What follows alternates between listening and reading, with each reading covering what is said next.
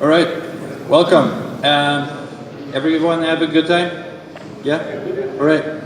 The schedule says what's coming in PHP is a little bit off. I was supposed to talk about the road to PHP 7.1. Nonetheless, it's going to be a very interesting talk. First of all, let me introduce myself for the people that don't know me. My name is Michelangelo van Dam. I'm a consultant for Into IT.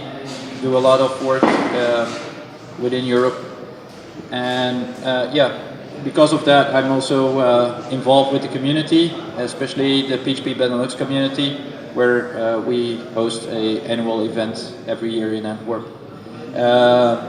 I contribute to open source projects, I speak at conferences, and I'm a ZCE. For those who don't know that, Zen certified engineer, just in case.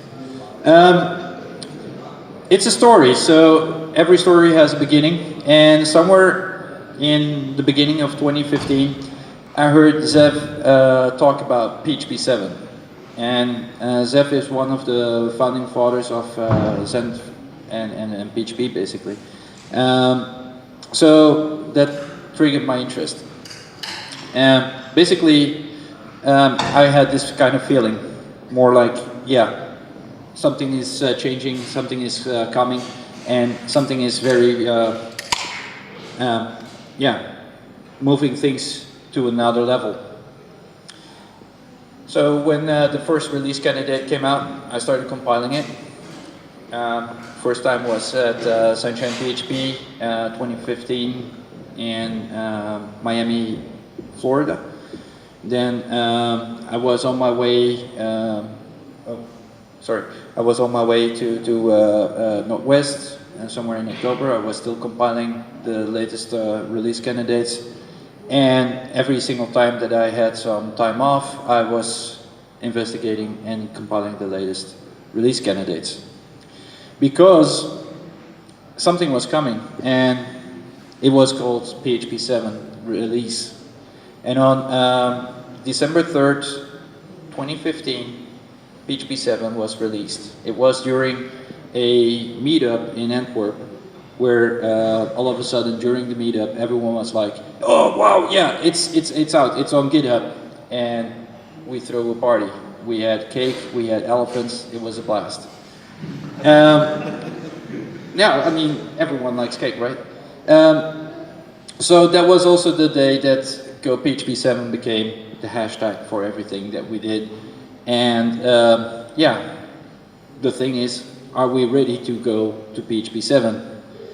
So the first question that we asked ourselves is, how can we actually move to PHP 7? First of all, yeah, we need to figure out what changed. We look at the changelog, which is very important on PHP.net.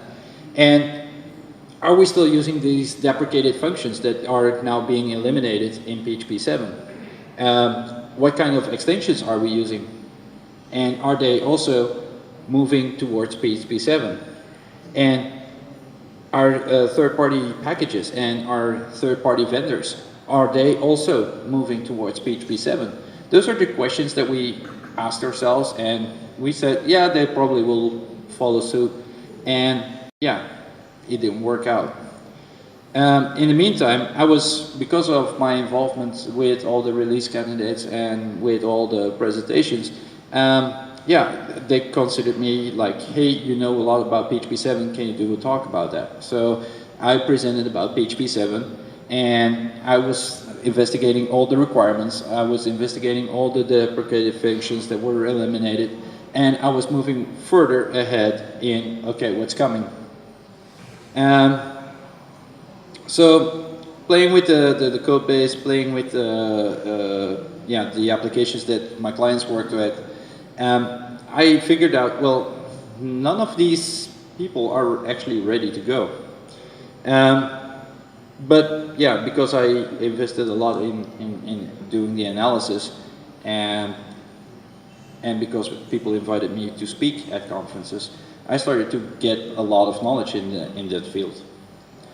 Cal Evans, maybe he's like the godfather of the PHP community a little bit. He said, well, presenting on a subject is the best way to become an expert on that subject. And because of my research that I did in the field of PHP 7 and all the changes that were made, it became very clear to me that, yeah, I was becoming an expert on that particular field. But I still had my clients, and my clients, they were still using old packages, and they had code bases lying around for like 15 years or even longer.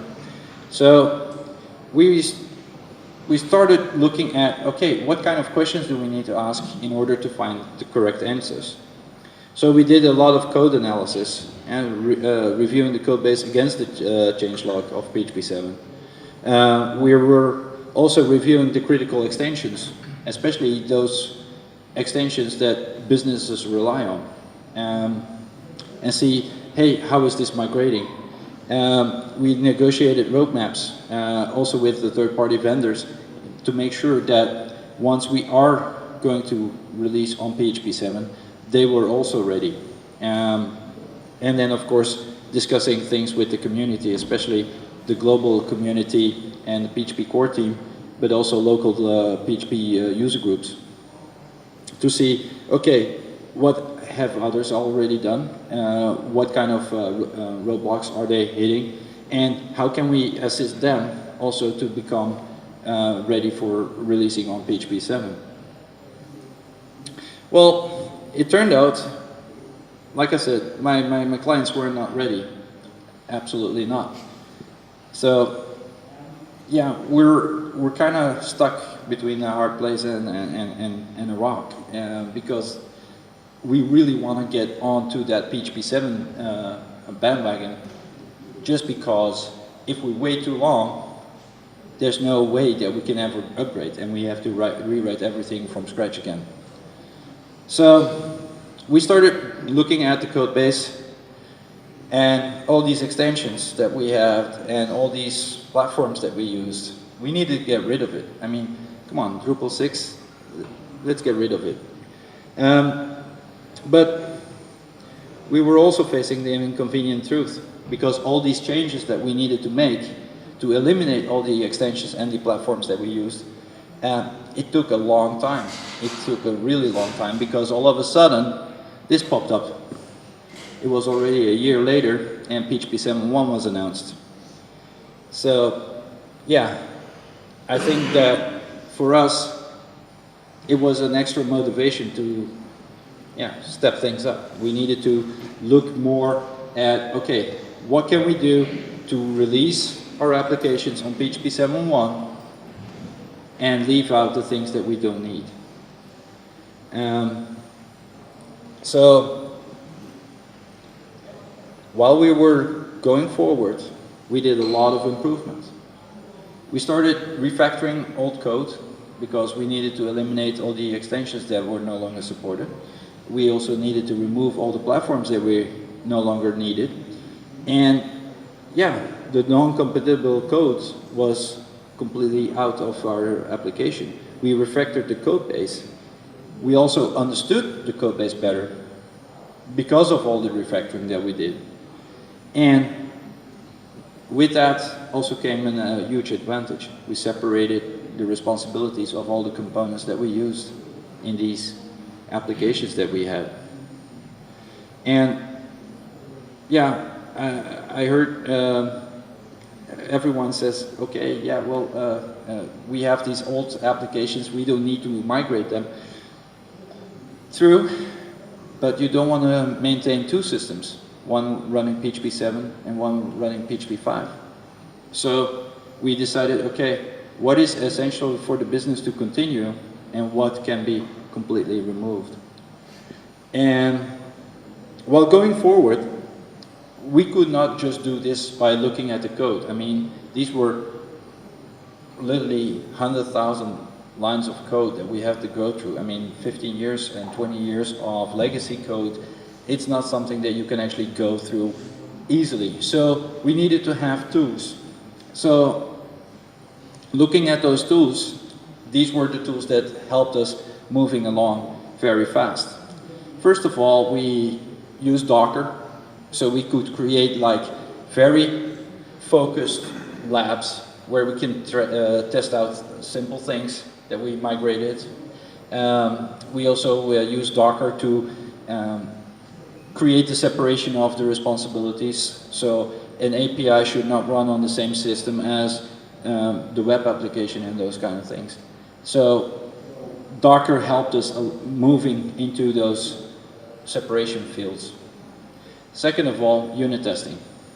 Even though we had a lot of features and components that were not really valuable to the business, so we kept our focus away from that. But the core elements of the business, we made sure that that was 100% code covered. And we tested it thoroughly using PHP unit. I also have the PHP Fig here because the PHP Fig defines the standards. Who hasn't heard of the PHP Fig yet?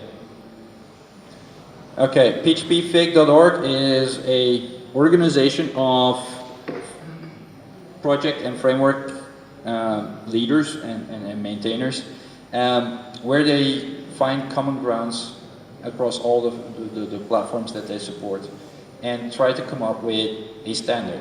So, for instance, the auto-loading standard, the PSR4, is something that came out through the PHP Fig. The caching standards, the logging standards, and a whole bunch of other things, HTTP messaging. Those are standards that they have agreed upon using all the frameworks together and negotiate, okay, what is the best approach for this? Using those standards allowed us also to fine-tune our applications, because now we had something that we could actually reference to. And if we had a system that was no longer valid for us because it was taking too much time and effort to actually migrate it over, we could actually look at all the packages on Packagist to see, can we replace it with something that is already built by, and maintained by others. And in doing so, we eliminated a whole bunch of our own custom code by standards that were provided through these PSRs and eventually the PHP Fig. Squiz Labs, I'm not really sure if you guys heard of it. It's providing the code sniffer package.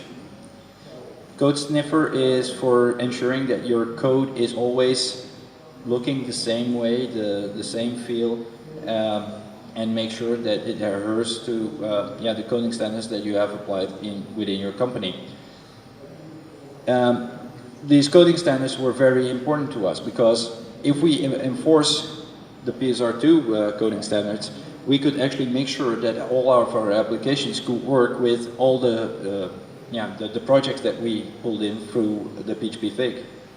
And therefore, we needed to enforce this on all the developers to make sure that everything was compliant. Cube is a small company from Belgium, and they released a package called PHP Compat. And PHP Compat is a static analysis tool that looks through the code and finds incompatible pieces of PHP that you need to refactor or replace to make sure that it runs on PHP 7.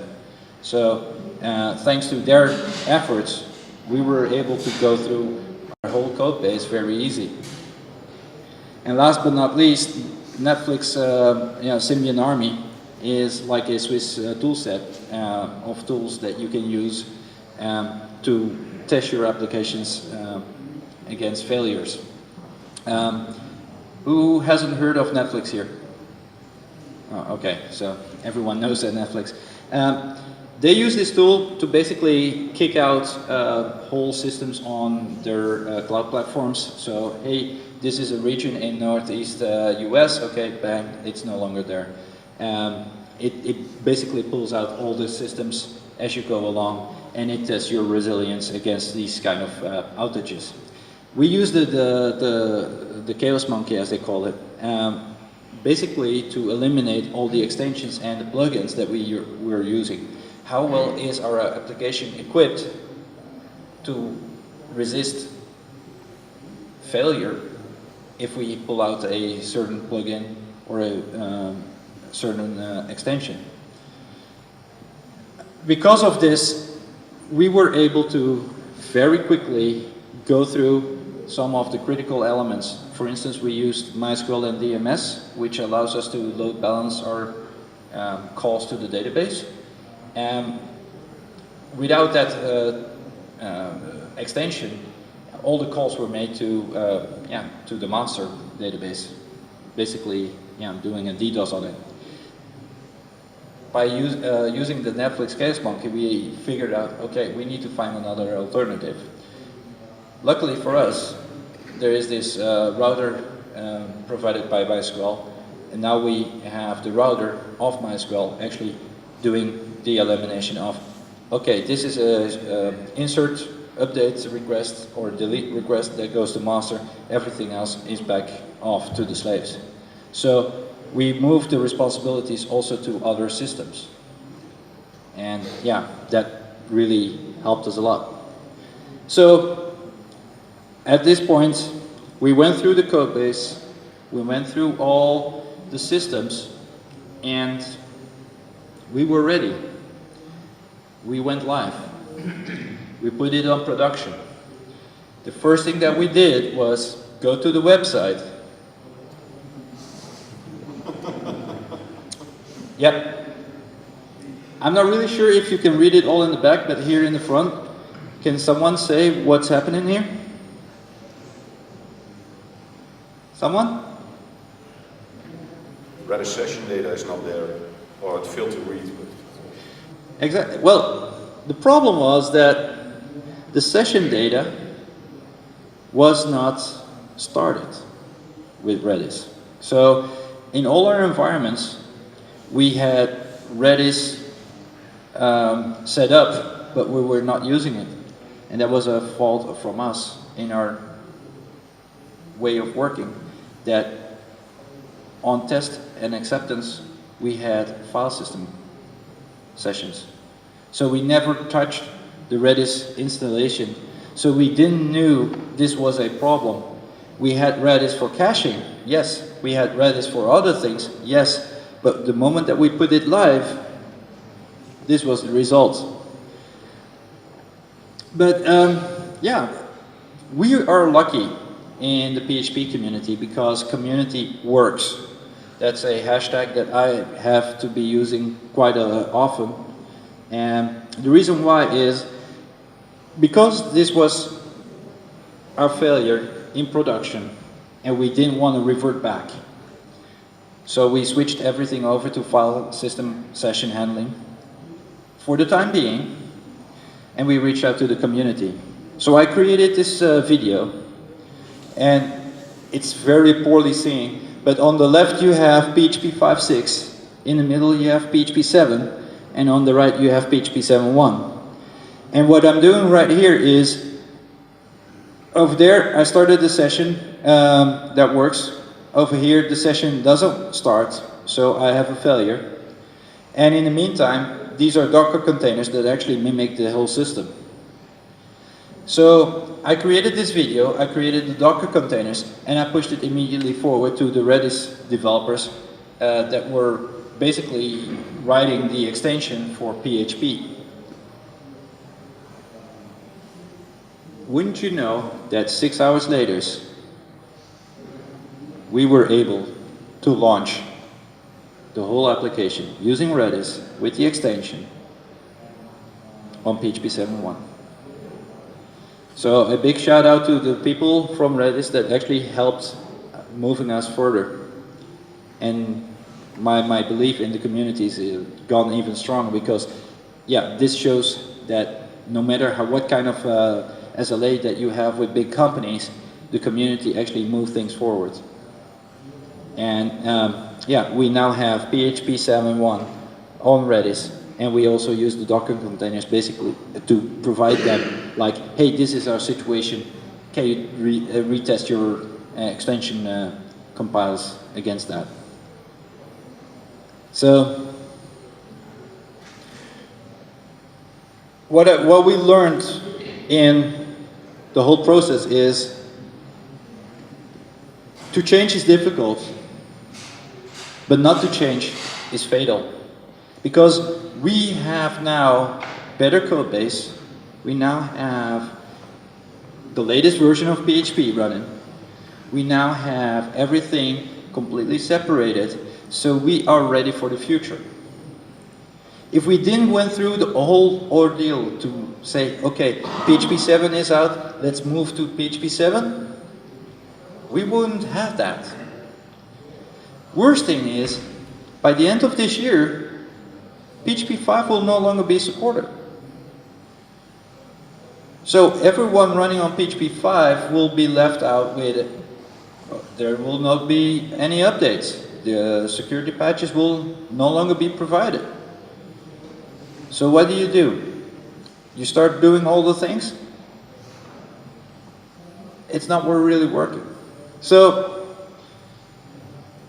the result that we had moving to PHP 7, and I think this speaks a lot, is our memory usage dropped from 63% to 28% overall. The CPU usage dropped from 53% to 14%. I don't have to tell you, if you're running on Amazon, that means that you can actually shift down to instances or instance sizes. That will save you a lot of money right there. And if this doesn't actually convince you, this might.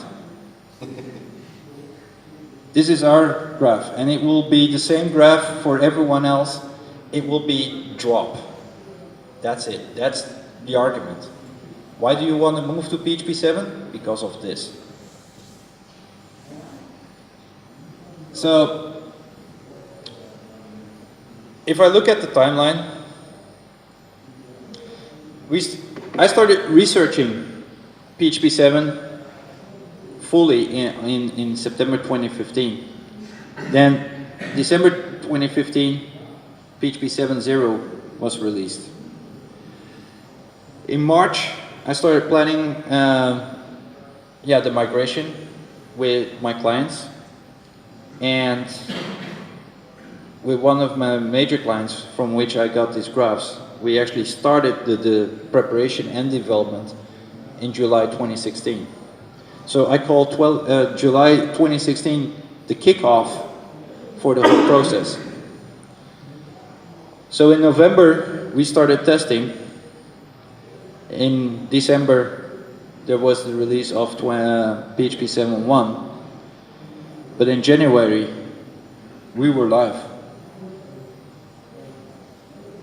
So, over the course of, let's say 7 months, you can have a complete code base revamped and ready for PHP 7. And that is a legacy of 15 years, 20 years of code.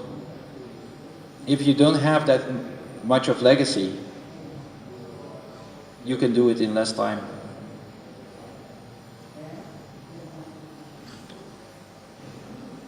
So, 30 minutes, that was the goal. 45. Sorry? Get 45. Okay.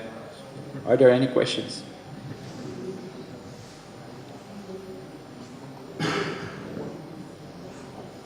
Wow. Well, I know it's a story, but if you want to read the story again, you can download the slides from the link above.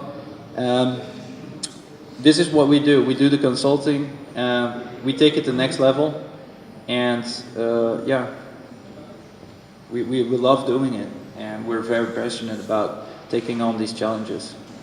So reach out to me and talk to me afterwards if you're interested in learning more. So thank you and have a good day.